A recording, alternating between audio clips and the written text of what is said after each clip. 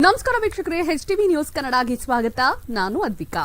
ಮುದಗಲ್ ಇತ್ತೀಚೆಗೆ ವಿಜಯಪುರದಲ್ಲಿ ನಡೆದ ಕಾರ್ಮಿಕರ ಮೇಲಿನ ಮಾರಣಾಂತಿಕ ಹಲ್ಲೆಯನ್ನು ಖಂಡಿಸಿ ಮುದಗಲ್ನಲ್ಲಿ ಸೋಮವಾರ ಕಲ್ಯಾಣ ಕಟ್ಟಡ ಕಾರ್ಮಿಕ ಯೂನಿಯನ್ನ ಪದಾಧಿಕಾರಿಗಳು ಕ್ರಮಕ್ಕೆ ಆಗ್ರಹಿಸಿದರು.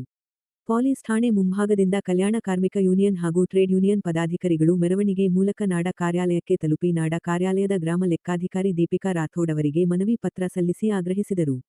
ಕೂಲಿ ಕಾರ್ಮಿಕರ ಮೇಲೆ ನಿರಂತರ ಹಲ್ಲೆ ಮತ್ತು ದುಷ್ಕೃತ್ಯಗಳು ನಡೆಯುತ್ತಿದ್ದು ಹಲ್ಲೆ ಮಾಡಿದ ಆರೋಪಿಗಳಿಗೆ ಕಠಿಣ ಶಿಕ್ಷೆ ವಿಧಿಸುವಂತೆ ಒತ್ತಾಯಿಸಿದರು. ಕಾರ್ಮಿಕರ ಮೇಲಿನ ಮಾರಣಾಂತಿಕ ಹಲ್ಲೆ ಸಾಮಾಜಿಕ ಜಾಲತಾಣಗಳ ಮೂಲಕ ವಿಡಿಯೋ ವೈರಲ್ ಆಗಿದ್ದು ಅವರನ್ನು ಮನಬಂದಂತೆ ಥಳಿಸಿ ದುಷ್ಕೃತ್ಯವೆಸಗಿದವರ ಮೇಲೆ ಶಿಸ್ತು ಕ್ರಮ ಆಗಬೇಕೆಂದು ಆಗ್ರಹಿಸಿದರು.